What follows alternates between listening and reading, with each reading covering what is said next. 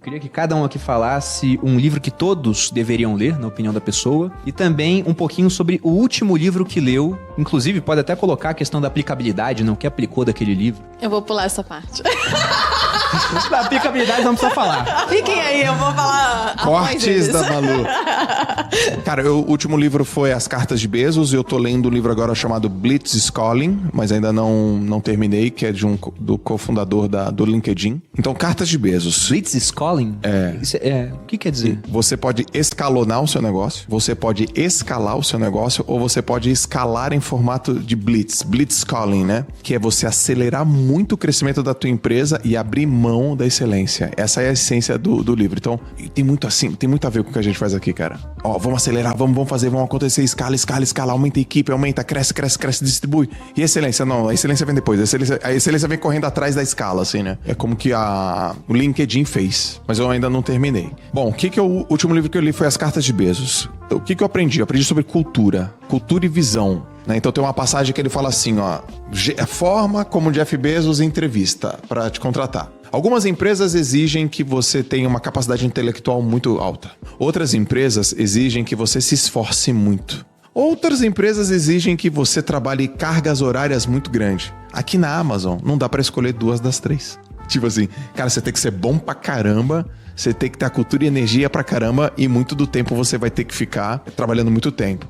Aí o processo dele de contratação, ainda continua sendo o dia 1. Aí ele fala assim, ó, todos os dias eu chego no escritório e falo assim, nós temos que temer o cliente. A gente tem que ter medo dele, porque se a gente deixar de fazer alguma coisa que ele não goste, ele vai procurar o outro no outro dia. Então, obsessão pelo cliente. Então, são os 14 princípios de cultura que me ajudaram pra caramba e que me colocam numa visão, numa perspectiva maior, e da importância de você ter um rumo, segui-lo, mudar o planejamento, mas sempre manter o plano. Esse é o livro que eu recomendo pra quem tá precisando aí entender um pouco sobre cultura organizacional. E o que você acha que todo mundo deveria ler? Porque isso foi as lições do último. Isso, as lições do último. Todo mundo deveria ler a Bíblia como livro filosófico e de pouca princípio. gente lê, inclusive, esse daí. Porque também, se a gente for pegar difícil, a Bíblia né? como um todo, é gigantesco, né? 66 livros. A Bíblia todo mundo tem que ler porque é um livro de princípio. Meu pai me falou isso, cara. A Bíblia, ele sempre me falou isso. A Bíblia como um livro filosófico. Tem muitos ensinamentos. Mas eu acho que, assim, me perguntaram isso, né? Jó, se você tivesse que ler apenas um livro na vida, a Bíblia. Eu estudei em colégio religioso durante 12 anos, assim, né? Eu tinha aula de religião 3 vezes por semana. Era o da Bruna Sufistinha esse aí ou não? Não, era o da Bruna Sufistinha. É importante a gente fazer esse reforço. Enfim, na minha opinião, o livro de todos os livros. Mas, pra não falar do mesmo livro, a segunda pergunta que eu acabei de falar de storytelling, eu acho que falar o penúltimo, né? Pode ser. Ah, sim. De um livro muito interessante, que é Como Chegar ao Sim, do agente número 1 do FBI, mais de 2 milhões de cópias. E é muito bacana esse livro, porque ele tem um conceito muito interessante, né? Ele usa todas as estratégias deles como negociador profissional, só que ele coloca em aplicabilidade para coisas do cotidiano. Então, por exemplo, como você negocia a venda de um imóvel, tá? Você de um lado, o cara do outro. Então, ele pega todas as técnicas, porque existe um racional. Por exemplo, como que você se porta no processo de negociação? Você tem que ser firme com o problema e gentil com as pessoas. Porque uma negociação não é eu contra você, é nós dois contra o problema. Porque existe 2 tipos de perfil na negociação. Muito bom. O gentil e o firme. Tipo policial bom, policial mal. Agora, e qual que é o problema? Quando uma pessoa gentil vai negociar com firme, geralmente ela que cede. O firme é aquela pessoa que não arreda. E geralmente ela, como ela é gentil, ela fala assim, tá bom, vai assim. Tá bom, vai, eu deixo. Mas o que acontece? Uma negociação tem 2 grandes objetivos, ele diz. Primeiro, é que você consiga aquilo que você quis. E o segundo, a manutenção do relacionamento. Por exemplo, todo bom comerciante, ele só não quer vender. Ele quer o cliente dele feliz pra ele voltar de novo. É o lifetime value, né? Lifetime value. Então, quando um gentil negocia com firme, ele cede, mas não volta. Então, o firme também perde. Entendeu? Então, você aprender qual que é o teu perfil, se é mais gentil ou firme, reconhecer qual que é o calcanhar de Aquiles do firme, qual que é do gentil. Então, ele dá esses conceitos muito práticos pro nosso cotidiano, assim, que você fala, caramba, cara.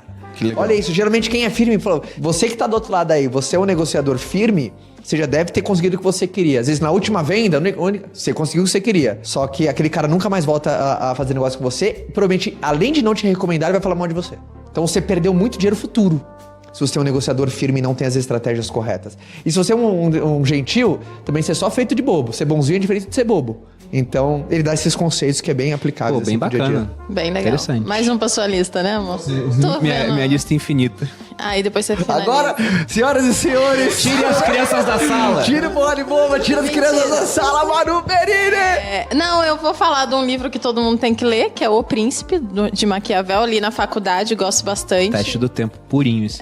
E é um livro que, sei lá, ensina bastante coisa e não é difícil de ler. Eu, pelo menos, não achei difícil de ler, mesmo com todas as dificuldades. Na faculdade, foi uma faculdade muito... Eu fiz ciência política, pra quem não sabe. Eu sou formada em ciência carinhosamente chamo de política. ciência soviética.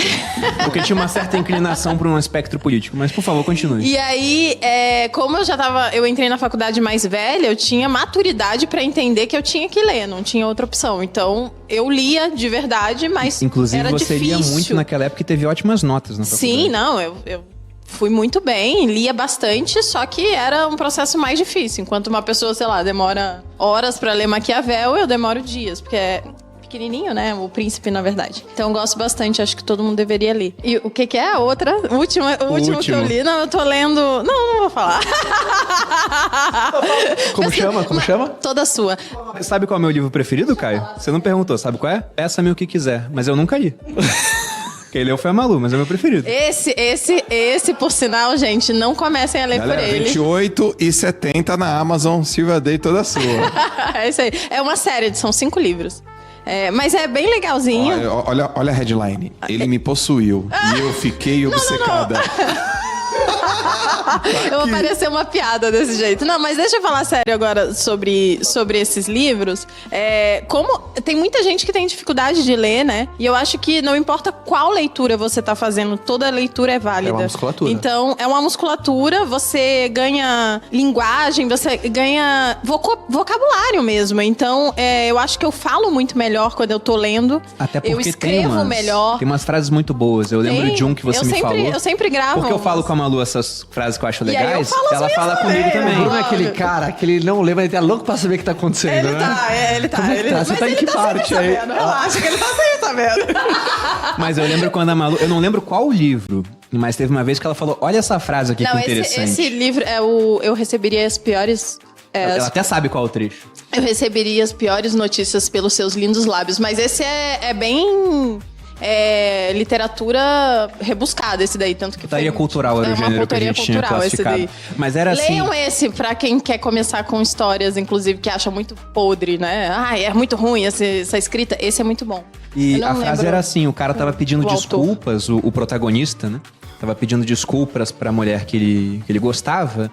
Ele falava, me perdoe por Essa todos os frase é muito combates que boa. eu lutei contra a vida e perdi por pontos. Sabe, uma luta que você perde por pontos, Nossa, você tá lá, genial. não é Nossa. nocauteado, mas você perde por pontos no final. Ele falou, eu tava quase sempre vencendo, mas eu sempre perdia. Caraca. Ele pedia desculpa por isso. Eu Isso falei, no poxa, final, bacana. quando dá merda no romance. Mas enfim, leiam o que tiver pela frente. Não importa o que os outros falam sobre a leitura que você tá fazendo, seja uma historinha. Só leia. É melhor ler alguma coisa do que não ler. Não, com certeza. Concordo. Quanto ao meu, eu pensei no Maquiavel pra falar, só que a Malu falou antes. Porque tem muita frase boa. Você falou, por exemplo, do cara que é gentil, que ele perde a negociação, né? Maquiavel já falava. É verdade. Um homem que queira fazer de todas as coisas profissão de bondade deve arruinar-se entre tantos que não são bons. Então eu adoro esse livro. Inclusive, a frase que eu gosto do príncipe é faça o bem aos poucos e o mal de uma vez. Igual um raio. É A Malu muito faz boa isso, essa. a Ariana, né? Raiz. Maquiavel é muito bom, gosto bastante do Príncipe, mas o livro que eu acho que todos deveriam ler, vocês falaram de ótimos livros também, mas pra manter aqui, né, como uma recomendação clássica, é a Revolução dos Bichos. Porque eu acho que é um livro realmente pra todo mundo. Não é um livro complicado de entender. A primeira vez que eu li eu era criança, eu fiquei impressionado com exemplos, a do cavalo Sansão, que trabalhou pra caramba pra fazer a Fazenda dos Bichos dar certo, a Granja dos Bichos, e no final ele foi sacrificado. Foi mandado lá no carro do carniceiro. Eu lembro que eu fiquei olhando aquilo, né, criança, e falei, meu Deus... Como é que o Napoleão fez isso com o Sansão? Não entendia. E a gente vê aspectos da vida pública naquele livro. A questão das ovelhas serem o povo, toda hora enrolado por alguém de fala bonita, né? Que é o porco garganta, que vai lá e convence as ovelhas a fazer o que eles querem. E a ovelha muda de visão assim... rapidamente esquece o passado. Você vê a questão do governo culpando sempre o inimigo externo quando as coisas dão errado. Tudo que acontecia na fazenda dava errado, era culpa do Bola de Neve. O que dava certo era mérito do Napoleão. Eu lembro de uma passagem da galinha falando: nessa semana coloquei 6 ovos em 5 dias, graças à liderança do camarada Napoleão. O que tem a ver o porco com a galinha botar os ovos, né? E acontecia isso. Então acho que é um livro muito elegante. E o último que eu li é A Desestatização do Dinheiro, do economista austríaco Friedrich Hayek. E o que é bacana desse livro? Porque em 76, isso são 32 anos antes do Bitcoin surgir, ele já falava que, de alguma maneira, ele não sabia como, mas a gente tinha que remover o dinheiro das mãos do governo, porque ele não acreditava que com o governo controlando o dinheiro a gente teria uma moeda de qualidade novamente. E ele fala os porquês disso no livro. Ele praticamente fala, alguém tem que criar o Bitcoin, sem saber que alguém criaria. É muito bom o livro, só que ele exige um pouco mais de compreensão econômica, porque não é um livro escrito igual a Revolução dos Bichos, pra todo mundo entender. Mas eu vi até um paralelo entre o que você falou do cara que cede na negociação e do cara que não cede. Quando a gente gravou o teu último podcast junto, eu falei lá, ou foi no penúltimo, muito, hein, mas eu falei da regra da minoria, sim, que é essa questão de que a gente não precisa de uma maioria para que as coisas mudem. Basta ter uma minoria intolerante. Porque o intolerante é esse cara duro na negociação. Ele não muda de ideia e a maioria muda. Então se você tem uma minoria, por exemplo, que acha que o Bitcoin tem valor e a maioria muda de ideia, daqui a pouco essa minoria se transforma em maioria, que é o que a gente está vendo ao longo do tempo com o número de pessoas comprando, transacionando, guardando cada vez maior. Então fica essa recomendação.